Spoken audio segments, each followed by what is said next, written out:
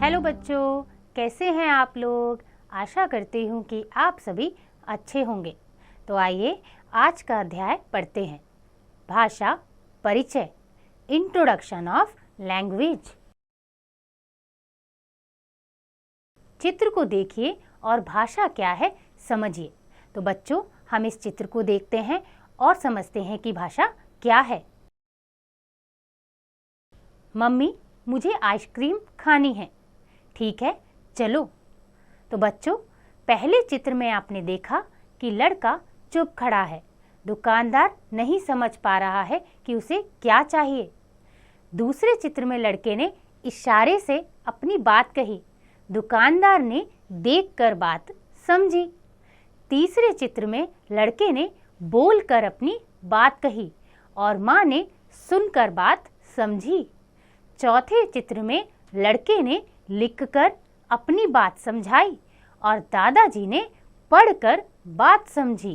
तो बच्चों, हम एक दूसरे को अपनी बात इशारे से, बोलकर या लिखकर समझाते हैं। इसी तरह हम देखकर, सुनकर या पढ़कर दूसरों की बात समझते हैं। इसी को भाषा कहते हैं। भाषा जरूरी क्यों? चित्र में आपने देखा लड़का रो रहा है। उसकी माताजी समझ नहीं पा रही है कि उसे क्या चाहिए। इसलिए विचारों के आदान प्रदान के लिए भाषा आवश्यक है। तो बच्चों, अपनी बात दूसरों को समझाने के लिए जिस साधन का प्रयोग किया जाता है उसे भाषा कहते हैं। इस प्रकार भाषा अपने मन की बात एवं विचारों को दूसरों के समक्ष पहुंचाने का सरल एवं सुगम साधन है। बच्चों, आपको पता है हमारी राजभाषा हिंदी है। अलग अलग देशों की भाषाएं भी अलग अलग होती हैं। जैसे चीन की भाषा चीनी है, जापान की भाषा जापानी है, इंग्लैंड की भाषा अंग्रेजी है, नेपाल की भाषा नेपाली है और पाकिस्तान की भाषा उर्दू है।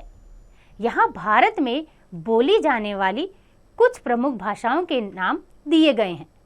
साथ ही इनसे संबंधित राज्यों के नाम भी दिए गए हैं। आइए इन्हें पढ़ें। भाषा और राज्य। पंजाबी पंजाब, बंगला पश्चिम बंगाल, तेलुगु आंध्र प्रदेश, गुजराती गुजरात, तमिल तमिलनाडु, मराठी महाराष्ट्र, कन्नड़ कर्नाटक, मलयालम केरल, उड़िया उड़ीसा, कोंकणी गोवा, कश्मीरी कश्मीर, हिंदी हरियाणा, उत्तर प्रदेश, राजस्थान, बिहार, मध्य प्रदेश, छत्तीसगढ़, झारखंड और दिल्ली। तो बच्चों, आपको पता है हर वर्ष 14 सितंबर को हिंदी दिवस मनाया जाता है।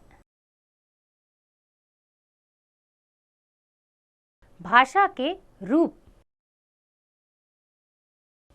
तो बच्चों, भाषा को 3 रूपों में समझा जा सकता है। पहला मौखिक, दूसरा लिखित, तीसरा सांकेतिक। पहला मौखिक भाषा। यह भाषा का अस्थायी रूप है। इसके द्वारा बोलकर अपने विचार प्रकट किए जाते हैं। जैसे बच्चों, चित्र में आप देखिए, टमाटर कैसे दिए? 20 रुपए किलो। तो यहाँ पर बोला जा रहा है। तो बच्चों, दूसरा है लिखित भाषा। यह भाषा का स्थायी रूप है। इसके द्वारा भाषा को लिखकर अभिव्यक्त किया जाता है। हमारी किताबें इसका अच्छा उदाहरण है। बच्चों, चित्र में आप देखिए, अध्यापिका लिख रही है। तीसरा है सांकेतिक भाषा। जब हम अपनी बात दूसरों तक पहुंचाने के लिए संकेतों का सहारा लेते हैं तो यह सांकेतिक भाषा कहलाती है।